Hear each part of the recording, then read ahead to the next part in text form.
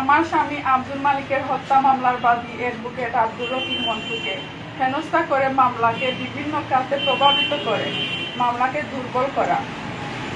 আমি একজন সহজ সরল মানুষের বিধবা স্ত্রী হিসেবে, আমার ঐরকম জাতির মা হিসেবে এবং আমার ধর্মীয় বিশ্বাসের মূলভূত থেকে আপনাদের সম্মুখে ওয়াদা করে বলছি, কোনরূপ ভয় ভীতি বা লোক, এমনকি প্রাণে হত্যার ভয় দেখালেও আমার স্বামীর হত্যাকারীদের শাস্তির দাবি থেকে বিন্দু পরিমাণ আমি সরে দাঁড়াবো না, ইনশাআল্লাহ।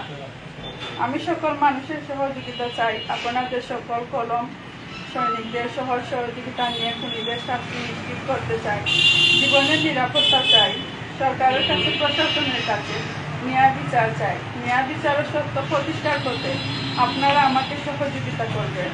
আমি একজন নারী হিসেবে আমার কাছে আসে, সে আমার আত্মীয়। আমি রাজনগরে, আপনারা জানেন, কাবাদিকে আহরকার আন্দোলনের সাথে সম্পৃক্ত, মানুষের অধিকারের সাথে সম্পৃক্ত।